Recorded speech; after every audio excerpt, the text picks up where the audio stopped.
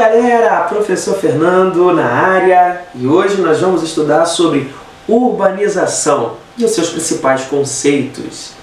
Antes da gente avançar, quais conceitos nós veremos aqui além de urbanização? Nós veremos urbanização terciária, metropolização, conurbação, megalópolis e periferização, ok? Esse nosso conteúdo é o conteúdo da segunda série do ensino médio. E nós trabalhamos o seguinte, a grande pergunta, o que é urbanização? Urbanização, na verdade, é o processo de crescimento populacional urbano, ou seja, das cidades, num ritmo mais acelerado do que no campo. Você tem uma ideia? A grande realidade do mundo, até recentemente, era que a maior parte da população vivia no campo e não nas cidades. O que aconteceu? Qual foi o momento histórico dessa guinada, dessa mudança, que fez com que as pessoas deixassem de viver no campo e passassem a viver nas cidades? O grande fator histórico foi a Revolução Industrial de 1750, ou seja, tem um pouco mais de 270 anos, né? Nessa faixa de 270 anos, quando de verdade a urbanização começou a se mostrar dessa forma moderna como nós conhecemos, dessa forma como nós percebemos. Ou seja, o homem passou a viver e a dar mais valor à vida na cidade do que no campo. Mas na verdade, não foi apenas por uma questão de decidir morar na cidade ou deixar de decidir, certo? Alguns fatores foram atrativos e outros repulsivos em relação à vida no campo. Vamos pensar nesses fatores. Um dado importante é que no ano de 2007, pela primeira vez na história da humanidade, se observou pelas pesquisas que a população urbana ultrapassou a população rural. Isso é, nós, de 2007 para cá, temos no mundo a população urbana num número muito maior do que a população que vive no campo. E se a gente for pensar em todos os processos que envolvem essa saída do homem do campo para as cidades, nós veremos que o marco disso tudo foi a grande Revolução Industrial. A partir da Revolução Industrial, nós alcançamos um poder de transformação muito maior do ambiente, do espaço, na verdade, fazendo com que o meio técnico, científico e informacional, como nós veremos, pudesse se estabelecer mais adiante. Nós passamos pelo meio natural, pelo meio técnico e depois alcançamos o meio técnico, científico e informacional. Então, nesse contexto de transformação que o mundo viveu a partir da Revolução Industrial, nós percebemos a indústria como o grande fator de atração. Imagina o que era para o mundo em 1750, o início desse processo revolucionário de transformação das atividades fabris, com a utilização de máquinas, com a utilização de processos que pudessem acelerar a produção. Tudo isso gerou um impacto na vida das pessoas e essa transformação ela vem, na verdade, se estabelecendo desde a Revolução Industrial até hoje, até os nossos dias, gerando processos de atração para as cidades e processos de repulsão em relação ao campo. Em relação aos processos de atração, chamados processos atrativos, nós vamos colocar a industrialização como principal. Além disso, a gente pode dizer também que as melhores condições de vida na cidade.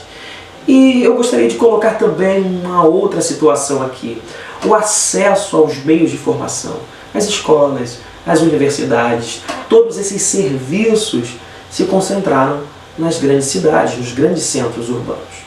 E quais foram os fatores repulsivos? Por que as populações deixaram de viver no campo e passaram a viver na cidade? Primeiro, exatamente por conta dessa questão da Revolução Industrial, surgiu o que nós vamos chamar de êxodo rural. Essa saída do homem do campo em direção à cidade.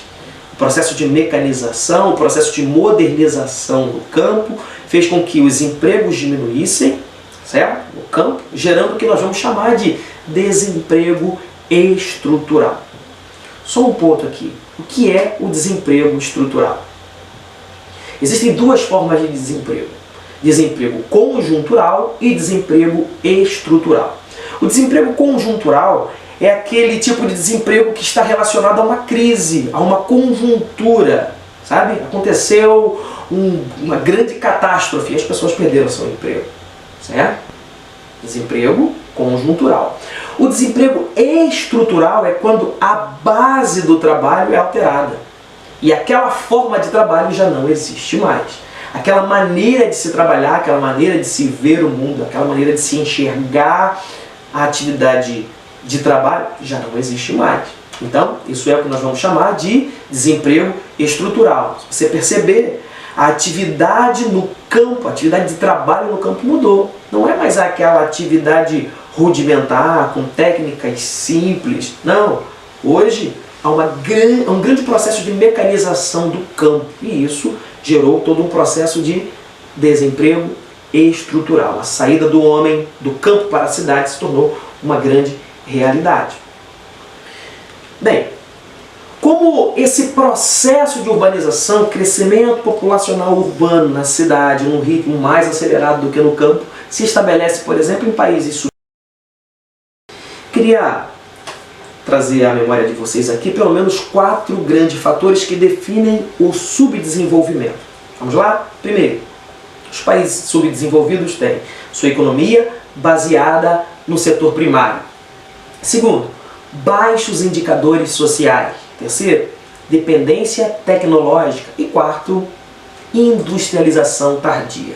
Eu disse a vocês que a industrialização é um dos grandes fatores da urbanização, da atração do homem do campo para a cidade.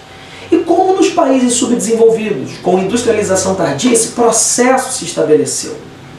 Primeiro que ele se estabelece sim também pela industrialização tardia, pelo processo frágil de industrialização.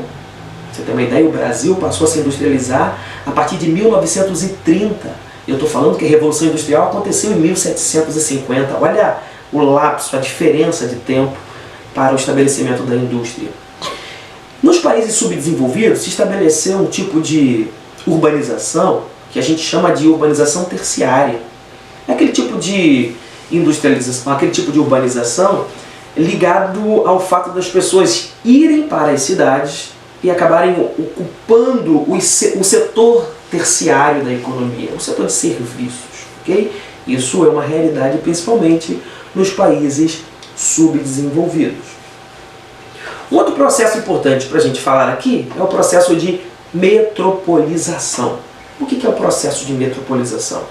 Um processo que ocorre quando o crescimento urbano de uma cidade, metrópole, torna-se tão grande a ponto de influenciar, de exercer uma influência em outras cidades e formando no entorno dela uma verdadeira região metropolitana, ou seja, diversas cidades que estariam debaixo da sua influência. Esse processo começou principalmente com as cidades que passaram pela primeira fase, segunda fase da Revolução Industrial, Londres, Paris, depois Nova York, Tóquio, Chicago, e se tornou, na verdade, uma realidade para as diversas cidades do mundo, para as grandes cidades do mundo.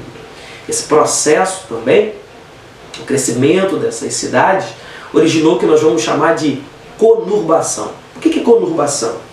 É a junção de áreas urbanas, de 2 ou mais áreas urbanas. Imagina que uma cidade, o centro de uma cidade cresça tanto, a sua influência, as suas relações, a sua proximidade com outras cidades a ponto de você não saber onde uma começa e a outra termina. Elas estão tão adensadas, conurbadas. Isso é o que nós chamamos de conurbação, certo? Mas recentemente nós temos um processo chamado de conurbação, sim, das grandes metrópoles. Pensa esse processo num nível maior. As grandes metrópoles, vamos pensar Rio de Janeiro, vamos pensar São Paulo, num processo de aproximação das suas regiões metropolitanas, de integração de uma grande cidade com a outra. Isso a gente vai dar um nome de produção de megalópolis, ou seja, a formação de um grande bloco entre 2 grandes regiões metropolitanas. Okay? No mundo nós temos grandes megalópolis, falaremos já sobre isso. Para concluir esse conceito de metropolização, eu quero deixar para vocês aqui uma conceituação simples. Metropolização é quando uma cidade integra outras cidades no seu eixo e estabelece em torno de si uma centralidade econômica, atraindo pessoas, capitais, investimento. Ela consegue exercer uma influência nas cidades vizinhas. Isso é o que a gente vai chamar de metropolização. Ok? Falando sobre as megalópolis, vamos falar sobre a conurbação, a junção de duas ou mais regiões metropolitanas dessas grandes cidades. Nós temos algumas megalópolis no mundo e as principais são 3 grandes nos Estados Unidos. Boston e Washington são 2 grandes áreas conurbadas nos Estados Unidos que representam a indústria tradicional americana. Chicago e Pittsburgh juntas representam aquela região ali dos grandes lagos americanos, principalmente em relação à produção automobilística. É a maior produção, a maior indústria automobilística do mundo. Temos também San Diego e São Francisco. É a nova industrialização americana baseada na tecnologia, no Vale do Silício, é chamada de San, certo? É a junção dessas 2 grandes cidades. É a conurbação desses grandes centros, dessas grandes metrópoles. Lá no Japão, nós temos também nada mais, nada menos do que a maior megalópole do mundo, é chamada de Tokaido. Ela está localizada no sudeste do Japão, praticamente pega todo o Japão, né? Possui a maior concentração urbana do mundo, com mais de 80 milhões de habitantes, certo? Ela é composta por as cidades de Tóquio e Osaka, principalmente, certo? Na Europa, a gente tem o chamado Vale do Reno, ou Manchester-Milão, uma mancha urbana que se estabelece no Reino Unido, passando pelo Canal da Mancha, Holanda, Roterdã, Bélgica, Suíça, norte da Itália, formando um grande conglomerado, ali, um grande bloco de regiões metropolitanas. Se a gente pensar no Brasil, a nossa primeira grande megalópole seria a junção entre Rio e São Paulo, principalmente pela Via Dutra, pela expansão das áreas de influência dessas 2 cidades, a ponto delas se encontrarem, a ponto delas estarem conurbadas, ok? Um outro assunto importante é periferização. O que é isso? Todo o processo de metropolização é acompanhada também por um crescimento vertical e horizontal, ou seja, as cidades vão crescer tanto verticalmente quanto horizontalmente. Se você pensar que os grandes centros urbanos já não têm como crescer, já não tem como atender a demanda populacional, as cidades tendem a crescer horizontalmente, ou seja, para as suas chamadas periferias, tá certo? Então, esse processo ele pode jogar a população mais pobre, menos assistida, para as áreas de menor investimento econômico, de menor investimento do Estado, por exemplo, né, com menos infraestrutura. Então é importante que vocês percebam esses assuntos, busquem mais informações, se aprofundem nesses temas e estudem e façam os nossos exercícios. Até a próxima aula.